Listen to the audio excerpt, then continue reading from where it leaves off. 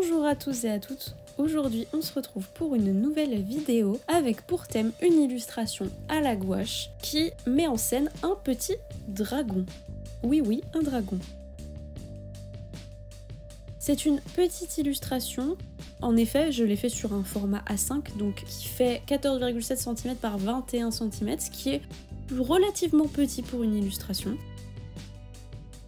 Mais j'avais envie de m'exercer déjà aux couleurs complémentaires, puisque là je vais utiliser la couleur vert et aussi la couleur rose, rouge, plutôt du rose pour le coup. Mais c'était l'occasion de m'entraîner avec ces couleurs complémentaires. Je vais vous expliquer ce que c'est un petit peu après pour ceux qui n'auraient aucune idée de ce que ça peut être.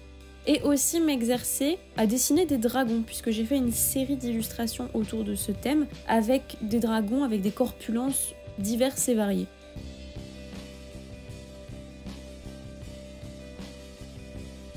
Donc aujourd'hui vous n'en verrez qu'un, mais peut-être que je posterai les autres ou peut-être pas, qui sait, on verra bien, sur mon Instagram. Bref, en tout cas, je vous ai parlé des couleurs complémentaires, puisque là, pour moi, c'était l'occasion de faire des illustrations et de m'entraîner à les utiliser. Alors les couleurs complémentaires, c'est relativement simple. Comme vous avez le cercle chromatique face à vous, en gros, si vous avez la couleur jaune, magenta et cyan, vous avez trois autres couleurs entre ces trois couleurs que je viens de citer. Le orange, le violet et le vert, qui sont du coup la combinaison des couleurs que j'ai citées plus tôt, donc le jaune, le magenta, le cyan et le cyan, le jaune.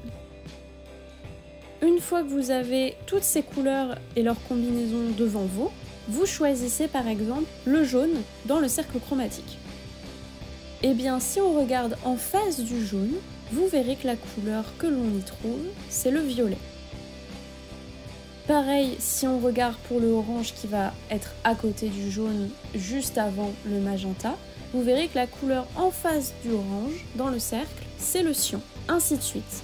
En l'occurrence, pour le vert, ça va plutôt être le magenta, les tons rouges. Moi, en l'occurrence, je vais utiliser plutôt des teintes rosâtres. Voilà, après, c'est à vous de voir, mais souvent, strictement, ça va être vert, rouge, vert, magenta.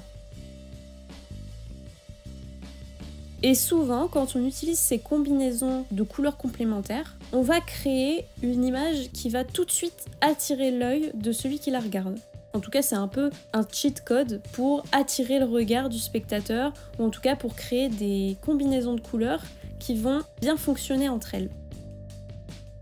Donc de temps en temps, j'aime bien refaire des exercices pour essayer de mêler ces couleurs et de voir quelle combinaison, avec quelle quantité de couleurs, ça marche le mieux, on va dire. Si je mets par exemple, en l'occurrence là il y a presque 90% de vert, si je mets 20% de rose, est-ce que ça va marcher? Si j'en mets 50, est-ce que ça va marcher? Je vous rassure, hein, j'imagine pas ça comme ça quand je suis devant mon illustration, mais c'est un peu pour vous donner une idée de ce que ça pourrait donner. C'est pas vraiment quantifiable, mais voilà, c'est pour que ce soit plus représentatif.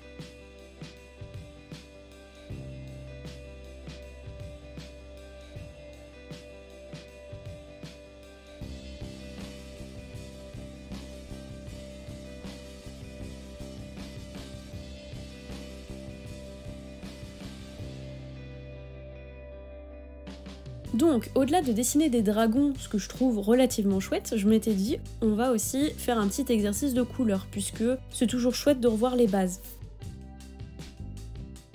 Et pour m'amuser un peu, je me suis dit que c'était l'occasion de dessiner des choses que je n'avais pas dessinées depuis longtemps, donc les dragons. C'est une des premières créatures que j'ai dessinées quand j'ai commencé à apprendre à dessiner il y a 10 ans peut-être. C'était des dinosaures, des chevaux et des dragons, c'était plutôt rigolo à regarder. Et des chats aussi, pas mal de chats. Mais du coup je me suis dit que c'était l'occasion de refaire des dragons avec mon niveau actuel on va dire, puisque ils ont pas du tout la même tête que quand j'avais 5 ou 6 ans, on va pas se mentir. Mais c'était plutôt chouette du coup de refaire cet exercice, d'imaginer des formes de dragons plus ou moins communes. Là, le dragon que je vous présente, on va pas se mentir, il est pas très original, mais j'en ai fait d'autres où je me disais que ce serait bien de créer des silhouettes de dragons qui sortent un petit peu du commun de ce qu'on peut voir.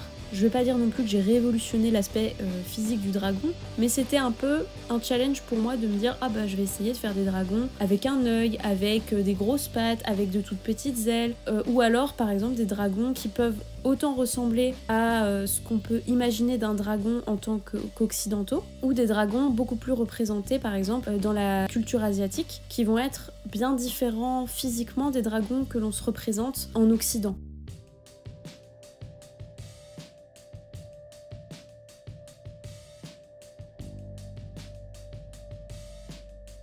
Donc l'idée c'était d'expérimenter avant tout. Et c'est plutôt chouette parfois de retourner sur des séries un peu plus simples où on tente des choses, parce que parfois, surtout quand on devient professionnel, on a aussi cette volonté de vendre, de trouver des clients, de faire des images qui vont plaire aussi, que l'on va pouvoir reproduire et peut-être vendre comme des prints dans des salons ou autres. Et c'est vrai que parfois on a un peu cette pression de se dire bah, il faut que je trouve des sujets qui vont aussi intéresser les gens, et parfois retourner sur des choses que l'on apprécie plus pour soi en tant qu'artiste, ça fait du bien. Je ne dis pas que je dessine mes prints en pensant aux gens qui vont les acheter, hein, je vous rassure, mais parfois, quand on fait plusieurs prints et qu'on voit certains se vendre, d'autres pas, on peut se poser la question de ce qui plaît ou non aux gens qui regardent l'art qu'on propose, ou en tout cas les commandes qu'on propose, les prints qu'on propose. Donc ça peut parfois être un peu aliénant sur le travail qu'on propose. Revenir à ce genre d'exercice, c'est revenir aussi à la base de ce qu'on aime, donc c'est très important d'en faire quand même de temps en temps, et de se rappeler que on propose des choses au public, parfois il le suit, parfois non, et c'est aussi un peu pour nous qu'on le fait.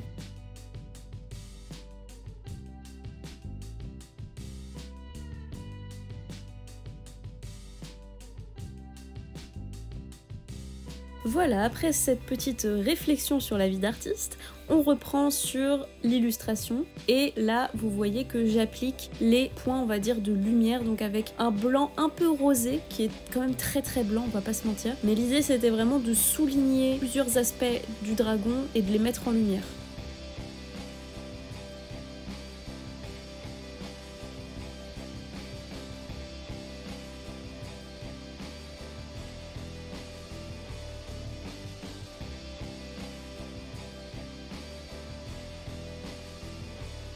Et donc vous pouvez voir que là j'ai attaqué la fumée qui est très rose, et je suis venue souligner certains endroits, notamment ceux qui sont en lumière, avec ce petit line rose. Je trouve que ça donne un effet très intéressant et que ça rehausse d'autant plus la lumière qu'il y a à côté. Je sais pas ce que vous en pensez, moi j'ai trouvé cette illustration plutôt fun à faire. J'espère que cette vidéo vous aura plu. C'était un peu plus calme ce mois-ci, mais j'espère que vous apprécierez. Et d'ici là, je vous dis au mois prochain. Et n'hésitez pas à passer sur mon Instagram, laisser un commentaire, un j'aime, peu importe. On se retrouve aussi en vrai au Geek Days à Rennes le week-end du 17 et 18 février. N'hésitez pas à passer, ce petit dragon sera disponible sur mon stand, comme les autres d'ailleurs. On se dit à bientôt!